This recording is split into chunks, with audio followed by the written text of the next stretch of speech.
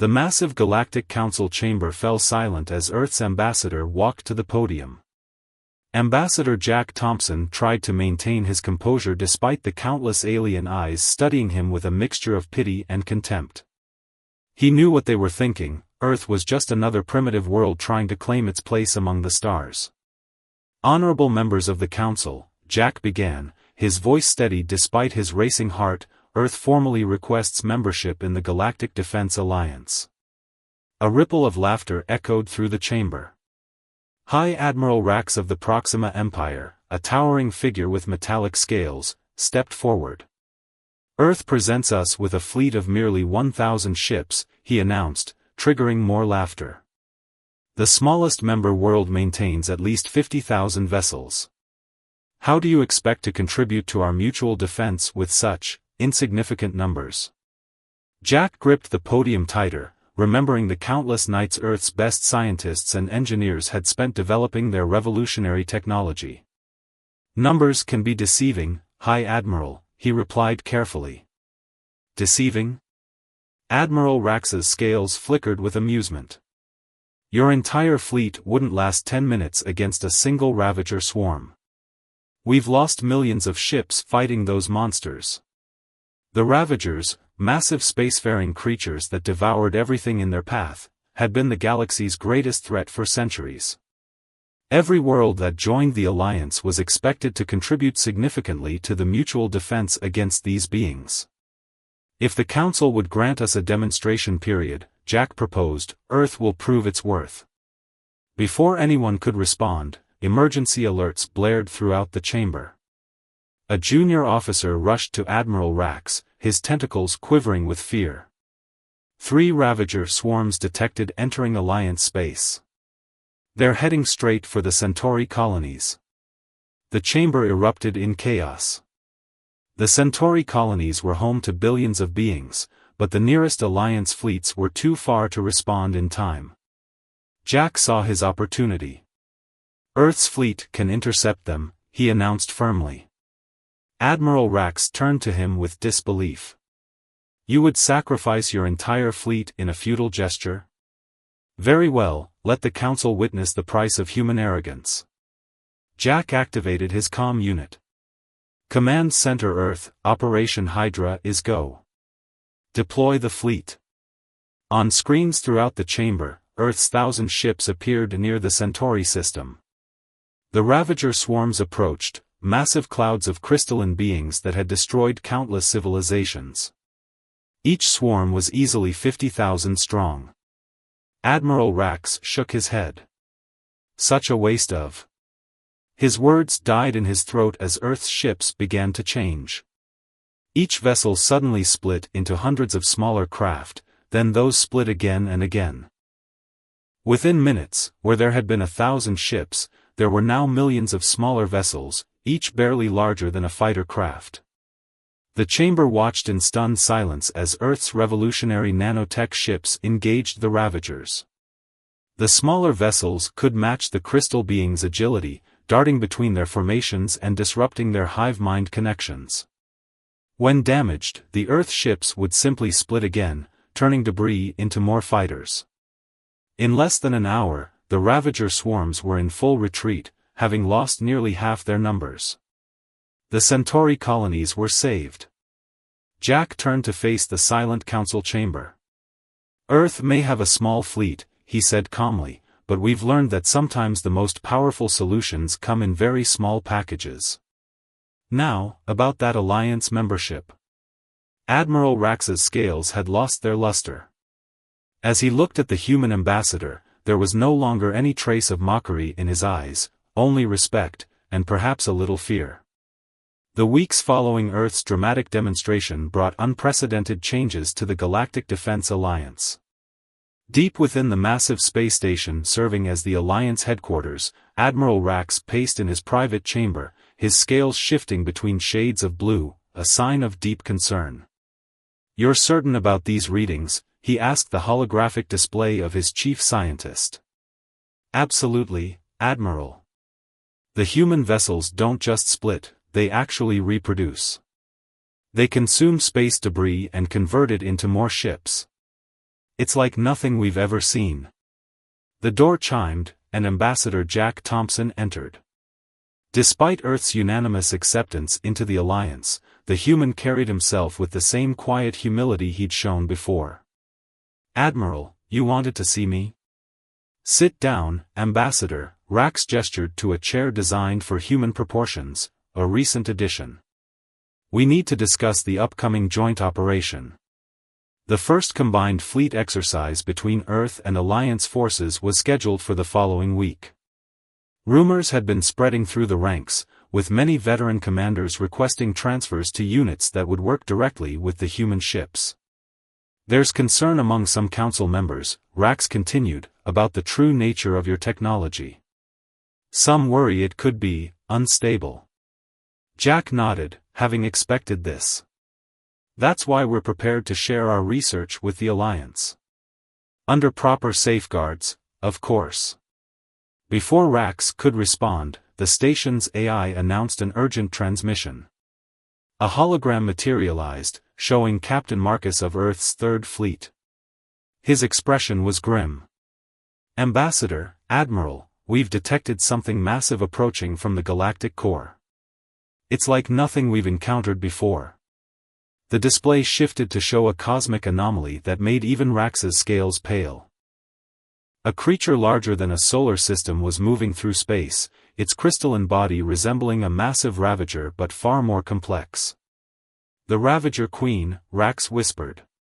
For centuries, the Alliance had theorized about the existence of a central intelligence controlling the Ravager swarms. Now they were facing it. How long until it reaches populated space? Jack asked, his mind already racing with possibilities. 36 hours at most, Marcus replied.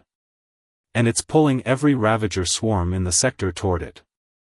We're looking at millions of them gathering into a single force. Rax's scales turned a deep purple, a color of resignation. Even with Earth's fleet, we can't stop something of that magnitude. The combined forces of the entire Alliance wouldn't be enough. Jack stood up, a slight smile playing at his lips. "Actually, Admiral, we haven't shown you everything our ships can do." "Captain Marcus, initiate Protocol Omega." On the holographic display, Earth's ships began to change in a way that defied comprehension. Instead of splitting into smaller vessels, they started combining, merging into larger and larger forms. Thousands of ships flowed together like liquid metal, forming massive structures that grew to match the scale of the approaching threat. "Impossible," Rax breathed. "Your ships can merge as well as split. The same nanotechnology that allows our ships to divide also lets them combine," Jack explained. "We developed it as a last resort. Each combined form increases the processing power exponentially, creating a neural network that can match even a Ravager Queen's consciousness." They watched as Earth's fleet transformed into 3 vessels, each nearly the size of a moon. The crystalline surface of each ship pulsed with energy patterns remarkably similar to those of the Ravager Queen. "Now," Jack said, his voice firm, "we have a chance to end the Ravager threat once and for all. But we'll need the Alliance's help. Those ships will need protection while they engage the Queen directly." Admiral Rax stood straighter, his scales shifting to a brilliant gold of determination. "The Alliance fleets will stand with Earth. All of them." As alert signals blared throughout Alliance space and thousands of ships began mobilizing, Jack thought about how far they'd come from that first meeting in the council chamber. Earth had proven itself not just capable of standing among the stars, but of leading the way to victory. The final battle for the galaxy was about to begin, and humanity's greatest secret was about to face its ultimate test. The vast emptiness of space came alive with light as over 50,000 Alliance ships dropped out of faster-than-light travel. At their center, Earth's 3 combined megavessels hung like artificial moons, their crystalline surfaces pulsing with neural patterns that mimicked their approaching enemy. In the command center of Alliance headquarters, Ambassador Jack Thompson and Admiral Rax watched the tactical display with growing tension. The Ravager Queen's massive form filled the screen, her crystalline body stretching across millions of kilometers. Around her, countless Ravager swarms swirled like a living storm of razor-sharp diamonds. "All fleets, report in," Admiral Rax commanded, his scales shimmering with a mix of gold and blue, determination tinged with concern. One by one, the Alliance fleet commanders confirmed their positions. The plan was simple but daring. The Alliance ships would form a protective barrier around Earth's megavessels, holding off the Ravager swarms while the combined ships engaged the Queen directly. "The Queen's neural patterns are intensifying," reported Dr. Lisa Reed, Earth's chief scientist, her voice transmitted from the lead megavessel. "She's trying to assert control over our combined ships. The biomechanical interface is holding, but we're detecting something unexpected." "What is it?" Jack asked, noting the concern in her voice. "The Queen, she's not just commanding the Ravagers. She's communicating with us. I think she's curious." Before anyone could respond, the tactical display erupted with activity. The Ravager swarm surged forward in a wave of crystalline death, but they moved with a precision never before seen. The Queen was coordinating them directly. "All ships, engage defensive pattern Delta," Rax ordered. "Protect those Earth vessels at all costs." The space around the megavessels exploded into chaos. Alliance ships unleashed everything they had, their weapons creating a wall of energy that shattered the first wave of Ravagers. But for each crystalline being destroyed, 2 more took its place. Inside the lead megavessel, Dr. Reed and her team worked frantically to process the Queen's communications while maintaining control of their ship's neural network. The combined processing power of thousands of merged vessels struggled to keep up with the ancient intelligence they faced. "She's showing us images," Dr. Reed reported. "Her history, her purpose. The Ravagers, they weren't meant to be destroyers.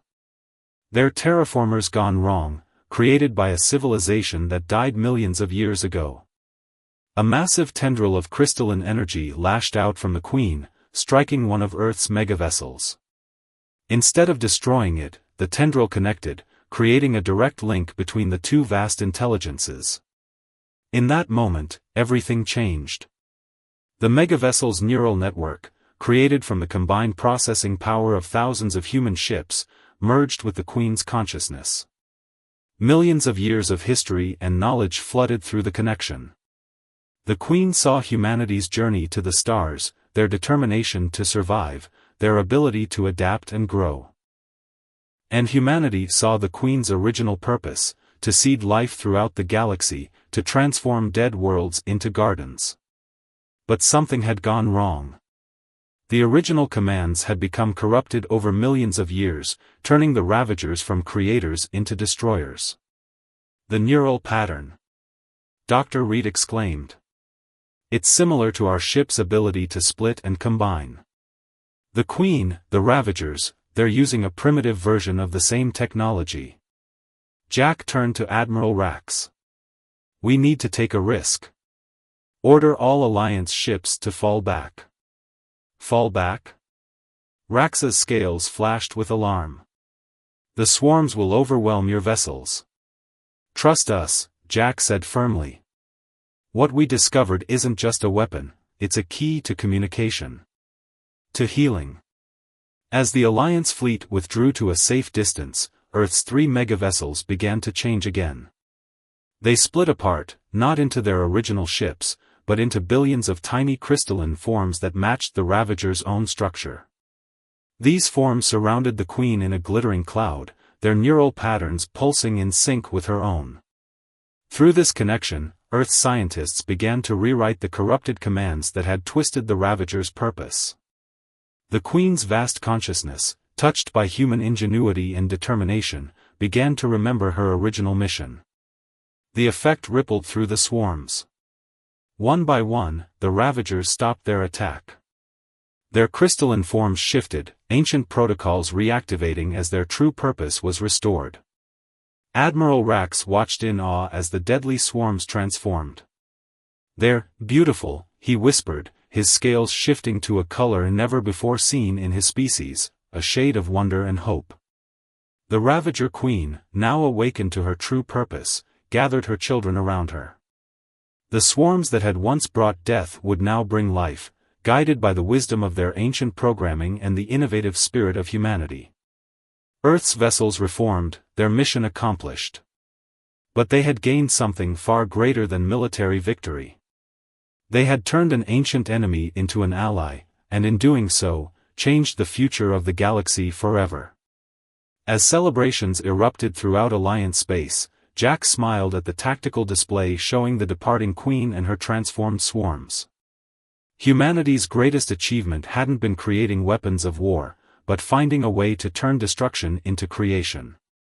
The galaxy would never be the same. 6 months after the transformation of the Ravager Queen, the Galactic Council chamber had changed dramatically. Where once stood rows of defensive strategic displays, now gleamed holographic images of worlds being reborn. The reformed Ravagers, guided by their restored programming and human oversight, were transforming dead planets into habitable worlds at an unprecedented rate. Ambassador Jack Thompson stood at the newly designed circular table that had replaced the old podium. Around him sat representatives from every Alliance species, no longer arranged in hierarchical tiers but as equals. Admiral Rax, his scales shimmering with the new color of hope they had discovered during the Queen's transformation, led the discussion. The terraforming of the Outer Rim worlds is proceeding faster than our most optimistic projections, Rax announced. Worlds we thought would take centuries to become habitable are showing signs of life within months. Dr. Lisa Reed, now heading the Joint Human Ravager Research Initiative, activated a holographic display showing a barren world transforming before their eyes. Crystalline structures grew across its surface, breaking down toxic elements and rebuilding them into life-sustaining materials. The Ravager's original programming is incredibly sophisticated, she explained. By combining their ancient terraforming capabilities with our adaptive nanotechnology, we've created something revolutionary. The crystalline structures don't just transform the environment, they evolve with it. The Council watched as the holographic planet sprouted its first patches of vegetation. What had once been a dead rock was becoming a garden. But that's not all, Jack added, standing to address the Council. The Queen has shared more of her creator's history with us. The civilization that built the Ravagers, they faced a crisis similar to what many of our worlds face now. Overpopulation, resource depletion, environmental collapse. They created the Ravagers as a solution, a way to expand to new worlds. And now their legacy lives on through this partnership, Rax continued. But there's something else we need to discuss. The requests from non-Alliance worlds. The chamber grew quiet. News of the transformed Ravagers had spread throughout the galaxy. Worlds that had once lived in fear of Ravager attacks were now requesting their help, wanting their dying planets restored. Many were willing to join the Alliance in exchange for access to the terraforming program. We need to be careful, Jack cautioned. The Queen's consciousness is still linked to every terraforming operation. We can't risk overtaxing the network. A holographic message interrupted the discussion. Captain Marcus appeared, his expression urgent but excited. Ambassador, Admiral, you need to see this. We've detected something at the galactic core, where we first encountered the Queen. The central display shifted to show a massive structure, clearly artificial, that had been hidden in the core's radiation. As the sensors focused, its crystalline architecture became clear. It was a city, or perhaps a temple, built by the Queen's creators. The Queen led us to it, Marcus explained. She says it contains the full database of her creators' civilization. Their history, their science, their culture, everything they wanted to preserve. The Council chamber erupted in excited discussion. Access to such advanced knowledge could transform their understanding of the universe itself. There's more, Marcus continued. The Queen's creators left messages for whoever would find this place.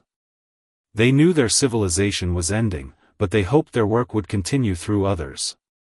They were looking for species that could understand and improve upon their technology, not just use it.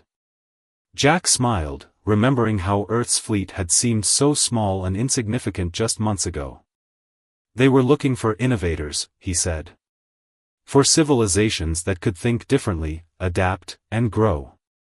They were looking for humans, Rax added, his scales glowing with admiration.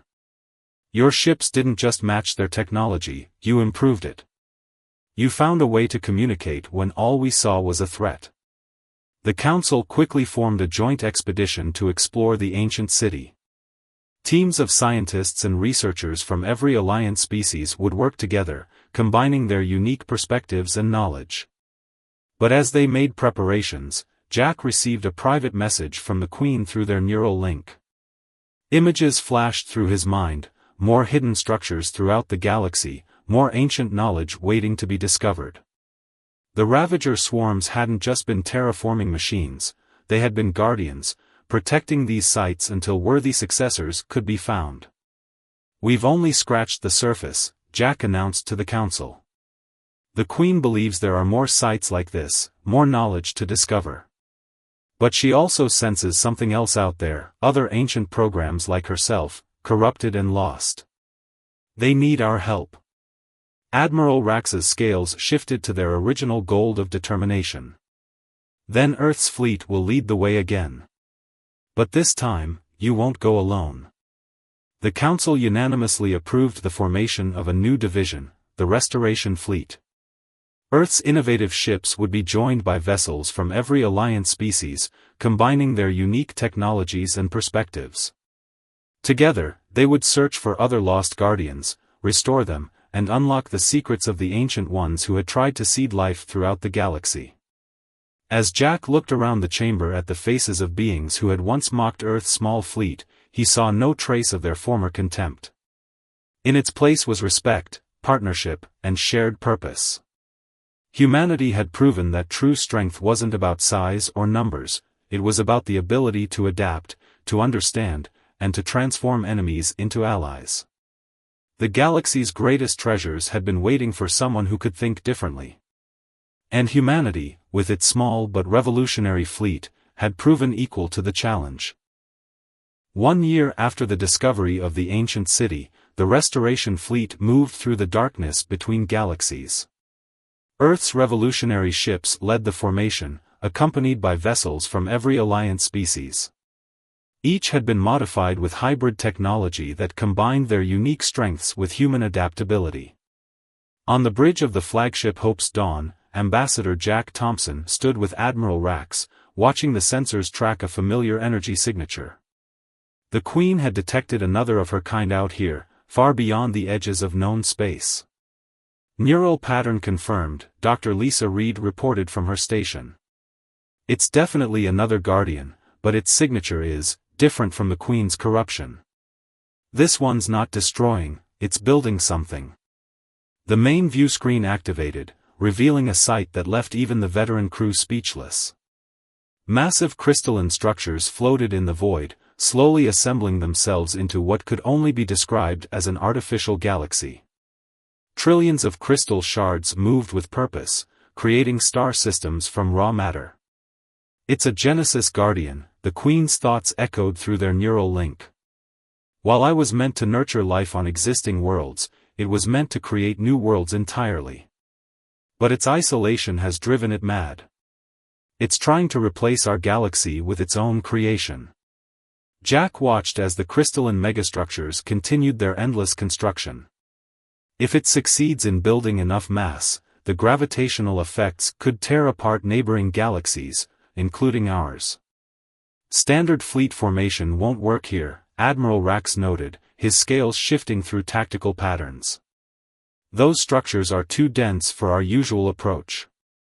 Jack smiled, remembering how far they'd come from the days when the Alliance had mocked Earth's small fleet. Then let's try something new.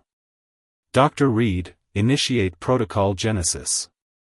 The Hope's Dawn and its escort of Earth vessels began to change, but not in their usual way of splitting or combining.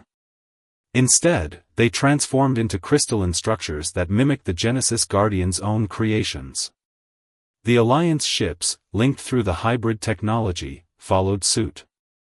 Match its building patterns, Jack ordered. Let's speak its language. The transformed fleet integrated itself into the artificial galaxy's construction, their signals synchronized with the Guardian's commands.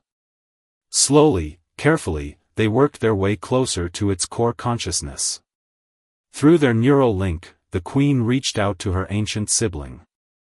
Images flashed through the network, the rise and fall of civilizations, the long darkness of corruption, and finally, the redemption brought by humanity's innovation.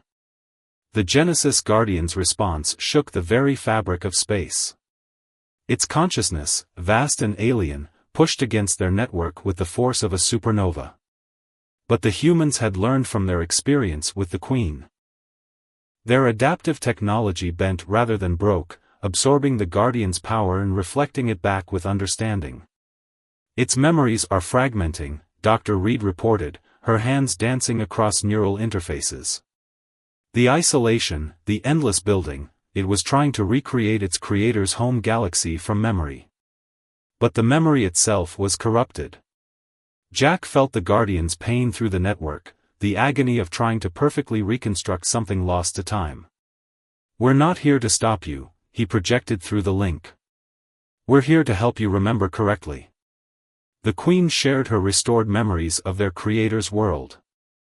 The Genesis Guardian's construction slowed as it processed this new information, comparing it to its corrupted data.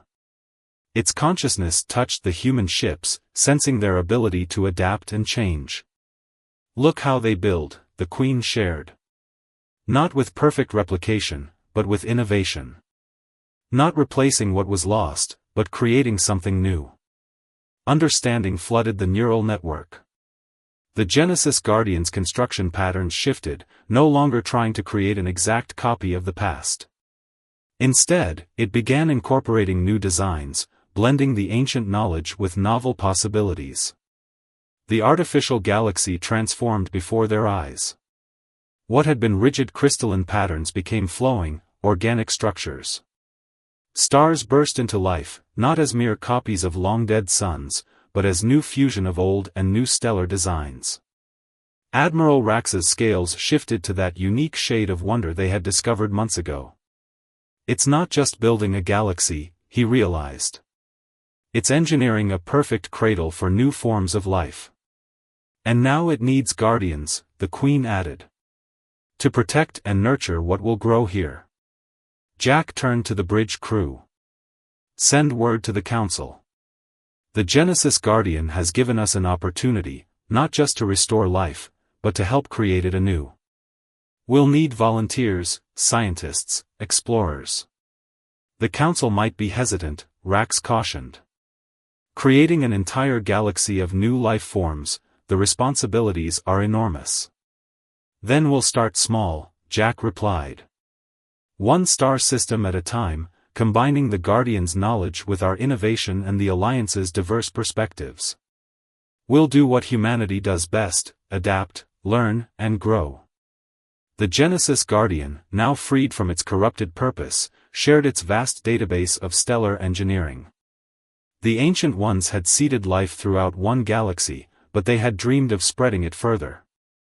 Now, through the partnership of humans, Alliance species, and the restored Guardians, that dream could become reality. As the Restoration Fleet prepared to escort the Genesis Guardian back to Alliance space, Jack stood at the viewscreen, watching the newly born stars twinkle with possibilities. Earth's fleet had started so small, mocked by those who thought size and numbers were all that mattered.